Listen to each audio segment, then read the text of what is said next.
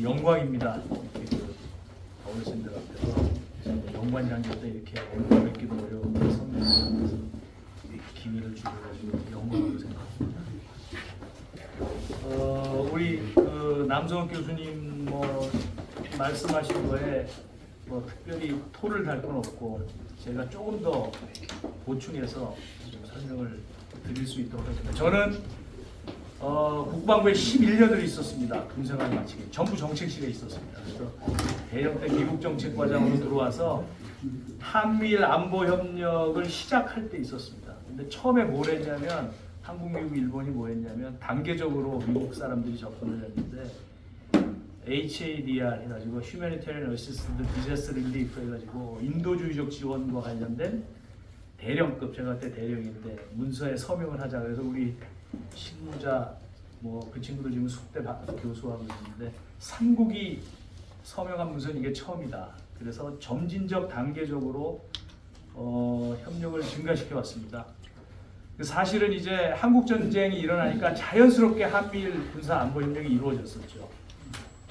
일본의 후방 기지, 뭐 유엔사 기지는 이제 유엔군 창설된 이후에 소파를 통해서 일본이 제공하게 이제 됐고 지금 완전히 자리를 잡았지만 그리고서 미국이 이제 전술핵을 처음에 일본에 배치하려고 했어요. 근데 일본은 핵폭탄을 맞은 나라라 정말 반대를 했거든요. 그러니까 이제 우리나라에 딱 왔는데 그래서 58년 1월에 공개적으로 딱 모모를 배치했다. 그러니까 저희로서는 뭐 재침해 위협이 가장 큰 트라우마였기 때문에 적극적으로 환영을 해서 전술핵이 있었어요. 그래서 사실은 동북아의 안보 구도가 미국을 중심으로 한미 동맹, 한일 동맹 그리고 그 최근에 발견된 2014년 이후에 발견 여러 가지 그 미국 내 논의 자료들을 보면 전술 핵무기까지 포함해서 900여 발까지 있었거든요. 딱 유지를 해오다가 한미일 안보 협력이 처음 논의된 거는 그 페리 보고서라고 그 포괄적 접근을 해서 북한 핵위기를 풀어보겠다라는 페리 보고서 98년도에 나오는데 98년 이 페리 보고서는 굉장히 잘된 보고서입니다. 굉장히 그 미국 조야의 의견도 들었지만 직접 평양도 갔다 왔고 근데 그 페리 보고서의 핵심 내용은 대북 정책이거든요. 대북 정책. 근데 페리 보고서에서 한미일 얘기가 나옵니다. 뭐라고 나오냐면 북한 정책과 관련돼서 한국과 일본의 협조 없이는 성공할 수 없다. 이렇게 나오거든요. 이렇게 나와서 거기 또 이 말이 나와요. 참 제가 요번에 그 캠프 데이비드 정신이라는 그 합의 문서를 보면서 너무 재밌었던 것은 대통령이 주기적으로 협의해라. 거기 나와요. 해리가 쓴 보고서에 클린턴 대통령한테 했던 보고서에 그리고 그 굉장히 진지하게 논의해야 북한 핵 문제 이걸 막을 수 있다. 근데 거기에 핵심 내용은 억제력을 갖춘 상태에서 억제력을 단단하게 유지한 상태에서 대화를 견인하고 대통령까지 관심을 가지고 한미일이 북한에 집중해야 된다. 이게 나왔거든요. 근데 이제 올해 그 8월 18일 캠프 데이비드 정신이 나왔는데 이 캠프 데이비드 정신이 좀 유래가 있습니다. 제일 먼저 언제 쓰였냐면 The Spirit of Camp David라고 해가지고 아이젠하워 대통령이 그 후르츠초프를 만나요. 그러니까 트루만은 냉전의 구도를 쌓고 막 냉전이 생기는 시기라면 대량 보복 전략이 정말 무시무시하게 떨고 우리나라에 전술핵을 배치하고 유럽에 뭐 핵무기를 배치하고 하면서 실제 냉전의 전략, 대량 보복 전략이 완성이 되는 시기가 아이젠하워 대통령인데 그 냉전의 서슬이 시퍼렀던 시기에 초청을 해서 캠프 데이비드에서 회담을 합니다. 그래서 그때 캠프 데이비드 정신은 어떤 의미를 쓰였냐면 힘들고 어렵고 죽을 것 같이 위기로 치닫는 상황에서도 냉정하게 대화하자 라는 걸로 쓰여요. 그래서 그 이후에 뭐 미러 간의 충돌을 예고하거나 뭐 이렇게 뭐 하는 사람은 이거 캠프 데이비드 정신에 어긋난다 이런 식으로 쓰였다가 이제는 또 그 다음에 또 뭐 지금 한참 복잡해지고 있는 하마스 이스라엘 그 중동 관계에 대화를 하기 위해서 이제 미 대통령이 불렀다가 그리고 또 이번에 나왔거든요. 그래서 지금 이게 앞에랑은 좀 맥락이 안 나는데 어떤 의미일까라고 해서 제가 그 한미에 지금 좀 친분 관계에 있는 사람들한테 물어봤더니 이게 정부가 바뀌고 뭐 하면은 한미일 협력이 되다 안 되다도 할 수 있는데 정부를 뛰어넘어서 이게 정신이라 그러면 뭔가 정부를 관통하는 느낌이 있지 않습니까? 미국이 이게 말을 붙인 건데 그만큼 한미일 안보 협력이 중요해졌다 하는 그런 얘기죠. 근데 이 발제하신 분이 시간을 잘 지키셨기 때문에 참 정확히 지키겠습니다. 그래서 그 내용이 나오는데 이 사실 엄밀히 얘기하면 군사 분야의 한미일 협력은 되게 잘 되고 있었습니다. 문재인 정부 때도 되게 잘 되고 있었어요. 여러분들 그 해리 해리스라고 대사하신 분 기억나시죠? 해군 대장 출신 한국 대사하신 분. 이분이 태평양 사령관을 할 때 님팩이라는 훈련이 열리는데요. 태평양 연합국가 해군들이 참석해서 하는 훈련인데 한국하고 그 일본을 따로 불렀어요. 따로 불러가지고 그 이지스 레이더. 그러니까 이게 같은 회사에서 다 한미일 해군이 레이더를 쓰는데 서로 암호 체계가 달라서 레이더 통합이 안 됐는데 거의 일주일 이상 훈련해서 레이더를 통합시켰어요. 그 레이더 통합이 되고 나서 사실 문재인 정부 때 밖으로 보도는 안 돼서 그렇지 계속 해왔다는 것이죠. 그러니까 이게 실무진 간에 우리 또 뭐 같이 군사갈 동시대 했던 우리 선배님도 계시지만 실무진 간에 이게 숄더 투 숄더로 딱 경로 우전성이 생기면 공개하느냐 안 하느냐 차이가 있을 뿐이지 냉정하게는 훈련을 다 해왔습니다. 어떻게 왜 훈련이 진행이 되냐면 미국이 되게 강하게 원하고 있어요. 왜 미국이 강하게 원하냐면 제가 그 11년 동안 미군들하고 이 모든 뭐 전자권 협상 아까 말씀하셨던 방위비 분담금 협상 뭐 모든 일들을 쭉 했는데 현장에서 했는데 굉장히 훈련과 실전을 중요합니다. 그럼 저 사람들이 왜 훈련과 실전이 이렇게 중요하게 됐을까? 남북전쟁 이후 지금 뭐 여러 가지 상황까지 계속 전쟁이 이루어지고 있다는 거죠. 그러니까 정말 실전의 중요성, 억제력의 중요성을 알기 때문에 계속 유지해왔습니다. 근데 그 요번에 군사적인 내용에서 좀 특이하게 그 캠프 데이비드 정신에 나온 것을 보면 사실 이게 미사일 관련 오늘도 이제 뭐 그 위성을 쏜다고 북한 애들이 쐈는데 그렇게 쏠 때보다는 뭐 훈련할 때나 이렇게 실시간 정보 공유가 됐는데 요번에 합의한 걸 보니까 앞으로 실시간 정보 공유를 하겠다라는 말이 들어 있고요.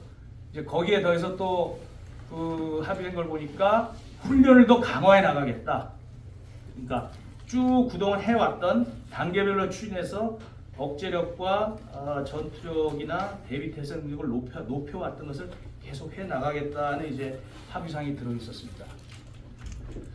그 올해 그 이제 디커플링이 아니라 디리스킹이다라는 말을 이제 사실은 제일 먼저 쓴 것은 이제 EU 집회위원장 하시는 분이에요. 그 폰델 라이언이가 독일 여성.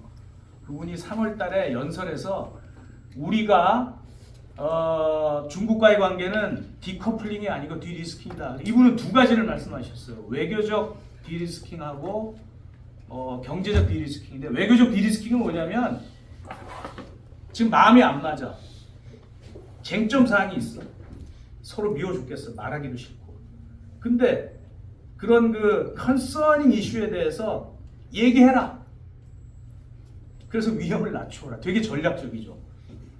그 혹시 아시는지 모르겠지만 헬무트 슈미트라는 가장 독일인들한테 존경받는 그 3인당 우리 약간 진보성의 정대 그분이 이제 균형 전략을 얘기하면서 INF 조약이나 냉전 초기나 독일 통일의 밑거름을 다진 분인데 사실은 그 동방 정책 하셨던 분보다도 더 되게 냉정한 얘기죠.